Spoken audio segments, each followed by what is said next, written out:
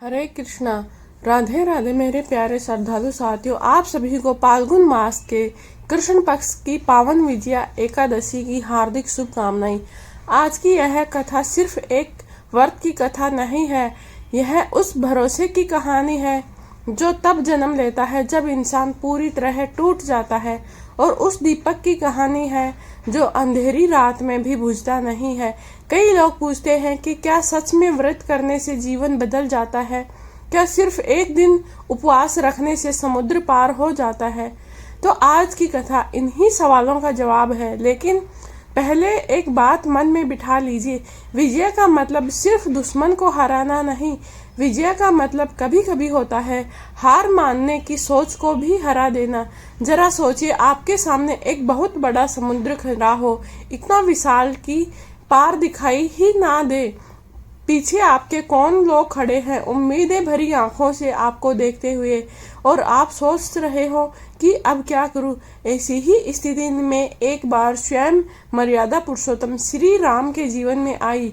वनवास चल रहा था, सीता माता का हरण हो चुका था, हनुमान जी लंका जाकर उनका पता लगाकर आए थे, सुग्रीव की वानर सेना तैयार थी, सब कुछ तैयार था, लेकिन सामने खड़ा था अथाह समुद्र।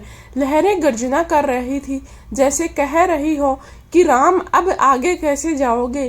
श्री राम समुद्र के तट पर खड़े हुए थे, चेहरे पर चिंता थी पर डर नहीं था, उनके मन में विश्वास था और सवाल भी था। लक्ष्मण जी के पास ही खड़े थे।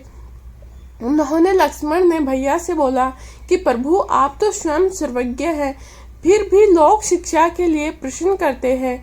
यहाँ से कुछ दूरी पर एक महान तपस्वी रहते हैं, वाग्दालभ्य ऋषि, शायद वही इस संकट का मार्ग बताइए।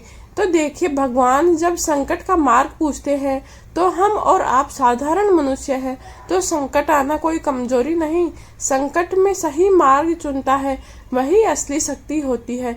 श्री राम बिना विलंब किए ऋषि के आश्रम की ओर चले गए। आश्रम का वातावरण बहुत ही शांत था, चारों ओर तप की ऊर्जा थी। वृक्षों की छाया में ऋषि ध्यान मग्न बैठे हुए थे।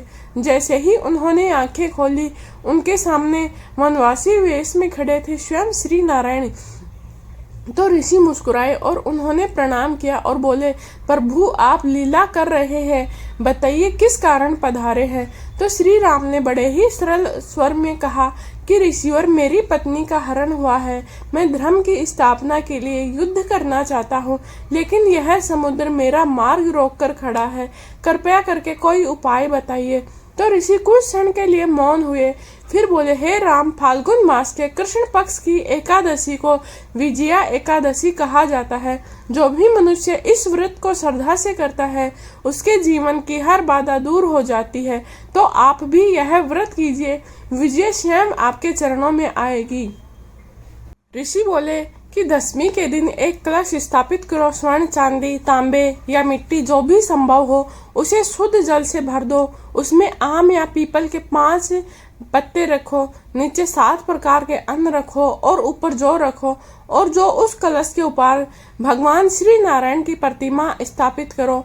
ये सुनिए, लेकिन यह एक क्रिया नहीं है, कलश आपका मन है, जल आपकी पवित्र भावना है, 5 पल्लवी यानी 5 इंद्रियों का संयम को प्रकट करते हैं, 7 अन्न यानी आपके जीवन के 7 प्रकार के अनुभव हैं, आपके जीवन का बिंदु केंद्र है। तो ऋषि बोले, एकादशी के दिन उपवास करो, दिन भर भगवान के नाम का स्मरण करो, रात में जागरण करो और द्वादशी को यह कलश दान कर दो। दान केवल वस्तु का नहीं, दान होता है अहंकार का, नकारात्मक सोच का। अब कल्पना कीजिए, समुद्र के किनारे पूरा शिविर शांत है, वानर सेना भी संयम में है, किसी के हाथ में अस्त्र नहीं, सबके हाथ में विश्वास है। श्री राम ध्यान में बैठे हुए हैं, उनके मन में कोई क्रोध नहीं, सिर्फ एक ही भाव है कि हे प्रभु मार्ग दिखाओ। रात बीतती है लेकिन लहरों की आवाज अब डरावनी नहीं लगती है, मानो कि समुद्र शांत हो गया हो। सुबह होती है तो द्वादशी का सूरज उगता है, व्रत पूर्ण होता है, फिर इतिहास बदलने लगता है। समुद्र ने संकेत दिया कि नल नील ने सेतु निर्माण शुरू किया, पत्थर पानी पर तैरने लगे। लोग कहते हैं कि यह चमत्कार था, पर असली चमत्कार क्या था? असली चमत्कार था पूरी सेना का मन एक हो जाना, भय का समाप्त होना, विश्वास का जन्म लेना। जब मन में जीत पहले ही आ जाती है तो बाहर की जीत संभव हो जाती है। अब जरा अपने जीवन पर नजर डालें। क्या आपने कभी जीवन में आपके सामने कोई समुद्र खड़ा है, चाहे वो कर्जे का हो, बीमारी का हो, रिश्तों की टूटन का हो या बार बार असफलता को हो? विजया एकादशी कहती है कि पहले मन को संभालो, फिर विश्वास करो, मन को मजबूत करो, फिर देखो रास्ते कैसे बनते हैं। कभी तुरंत परिणाम मिलता है, लेकिन कभी कभी समय लगता है, लेकिन सच्चा विश्वास कभी व्यर्थ नहीं जाता है। विजय का अर्थ सिर्फ रावण को हराना नहीं है, विजय का अर्थ है अपने अंदर के रावण को हराना। अहंकार, क्रोध, भय, निराशा, जब ये सब गिरते हैं तभी व्यक्ति की असली विजय शुरू होती है। द्वादशी की सुबह की पहली किरण थी, समुद्र की लहरों पर पड़ रही थी। श्री राम ने हाथ जोड़कर समुद्र देव को प्रणाम किया। उनके स्वर में विनती कम और आत्मविश्वास समुद्र शांत हुआ। लहरों की गर्जना धीमी पड़ गई और जैसे प्रकृति ने यह मान लिया हो कि जहाँ पर श्रद्धा होती है वहाँ पर रास्ता बनता ही है। तभी नल नील आगे आते हैं और उन्होंने कहा कि प्रभु, हमें एक वरदान है, हमारे द्वारा फेंका गया पत्थर कभी जल में नहीं डूबता है। फिर आरंभ हुआ राम सेतु निर्माण का। हर पत्थर पर राम लिखा गया, हर पत्थर के साथ एक नाम, एक विश्वास जुड़ता गया। पत्थर तैरने लगे, वानर सेना में है उत्साह भर गया। यह सिर्फ पत्थरों का पुल नहीं था, यह विश्वास का पुल था। भय से हट गया मन और रास्ता दे जाता है समुद्र। तभी सेतु पार करके जब सेना लंका पहुंची तो रावण की सभा में खलबली मच गई। विभीषण पहले ही श्री राम के चरणों में आ चुके थे। उन्होंने समझाया, भाई, श्री राम कोई साधारण मनुष्य नहीं है, सीता माता को लौटा दो। परंतु अहंकार कहाँ सुनता है। युद्ध निश्चित हुआ, लेकिन लंका की भूमि पर शंख नाद गुमा। वानर सेना और राक्षस सेना आमने सामने खड़ी थी, लेकिन अंतर था, राक्षसों के पास अस्त्र थे और राम की सेना के पास विश्वास था। यह युद्ध सिर्फ बाहर का नहीं था, यह युद्ध पहले केले अंदर का युद्ध था। लक्ष्मण जी सोच रहे थे कि क्या प्रभु की रक्षा मैं कर पाऊंगा। हनुमान जी के मन में भी एक क्षण को विचार आया, यदि मैं चूक गया तो। पर अगले ही पल उन्होंने याद आया कि विजया एकादशी का व्रत, वह संकल्प, वह जागरण, वह समर्पण। फिर मन स्थिर हो गया। यही व्रत की शक्ति है। यह परिस्थिति नहीं बदलता है, पहले मन को बदलता है।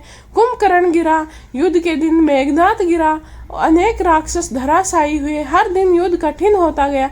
कभी लक्ष्मण घायल हुए, कभी सेना थकी। लेकिन ध्यान दीजिए, किसी के मन में यह विचार नहीं आया कि हम हार जाएंगे।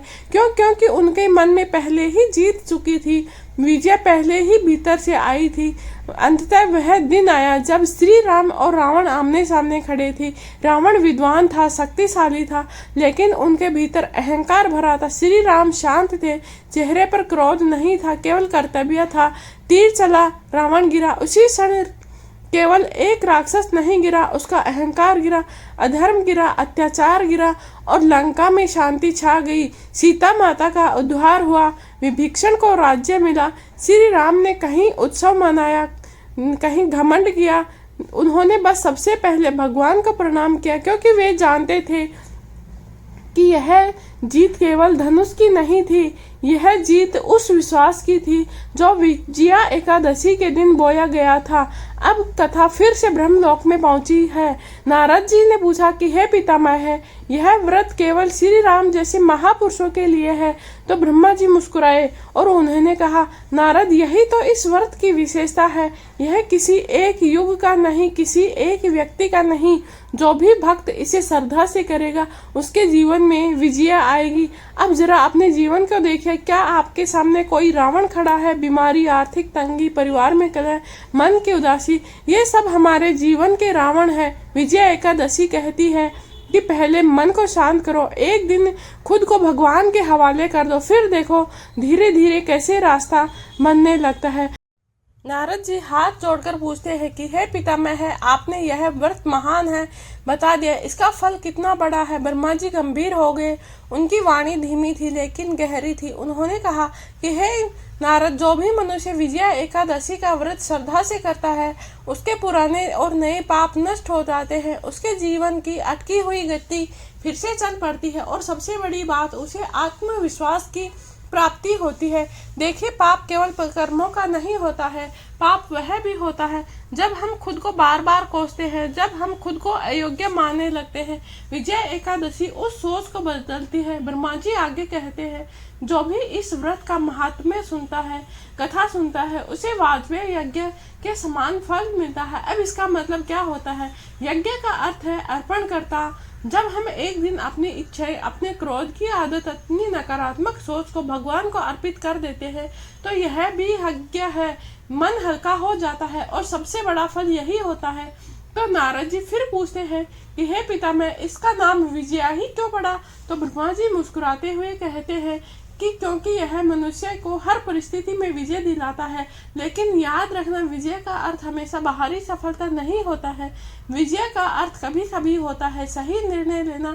कभी कभी विजय का अर्थ होता है कि गलत रास्ते से वापस लौट कर आना। सोचे, यदि रावण ने विभीषण की बात मान ली होती तो वह भी एक प्रकार की विजय ही होती, लेकिन अहंकार ने उसे हार की ओर धकेल दिया। क्या आपने कभी महसूस किया है कि जब आपके जीवन में बड़ी बड़ी समस्याएं आती है तो पहले मन घबराता है कि अब क्या होगा, मैं कैसे संभालूंगा, मेरे साथ ही क्यों होगा? विजया एकादशी हमें सिखाती है कि घबराओ मत, रुको, एक दिन खुद को संभालो, फिर आगे बढ़ो। श्री राम ने तुरंत युद्ध में नहीं कूदा था, पहले उन्होंने व्रत किया था, पहले मन को स्थिर किया था। एकादशी का असली अर्थ है इंद्रियों पर नियंत्रण। हमारी सबसे बड़ी हार कहाँ होती है? जब हम अपने गुस्से पर काबू नहीं रखने सकते, हम अपने लालच में निर्णय लेने लगते हैं, हम तुलना में जलने लगते हैं। अगर महीने में एक भी दिन सच में संयम रख ले तो यह धीरे धीरे आदत बदल जाती है और एक आदत जीवन को बदल देती है। अब एक गहरी बात है कि द्वादशी के दिन जब कलश का दान किया जाता है तो वह केवल एक परंपरा नहीं, वह संकेत है कि जो कुछ मिला है वह भगवान का है। दान करने से मन छोटा नहीं होता है, मन बड़ा होता है। और जब मन बड़ा होता है तो समस्या छोटी लगने लगती है। प्रिय माता बहनों, आपके जीवन में कितनी जिम्मेदारियां हैं, घर, परिवार, बच्चे, समाज। कई बार मन थक जाता है। विजया एकादशी आपके लिए विशेष है क्योंकि यह व्रत मन को सहारा देता है। यदि आप एक दिन भी भगवान के सामने बैठकर यह कह दें कि भगवान, मैं थक गई हूँ, अब संभाले, तो विश्वास रखिए, अंदर से शक्ति मिलती है। आज का युवा बहुत संघर्ष में है, कैरियर का दबाव है, रिश्तों की उलझन है, भविष्य की चिंता है। विजया एकादशी कहती है, एक दिन खुद को रीसेट करो। जैसे हम मोबाइल को रीस्टार्ट करते हैं वैसे ही मन को भी रीस्टार्ट करो। नाम जपो, शांति से बैठो और सोचो, मैं अकेला नहीं हूँ। यह मानसिक विजय है। जब धीरे धीरे नियमित रूप से यह व्रत करने लगते हैं तो व्यक्ति के स्वभाव में परिवर्तन आता है। बोलने में मधुरता, निर्णय में धैर्य, कठिन समय में स्थिरता, यही सबसे बड़ी जीत है। अब यह कथा इतिहास से निकलकर हमारे जीवन में उतर चुकी है। विजया एकादशी केवल श्री राम की कथा नहीं रही, यह उस हर इंसान की कथा है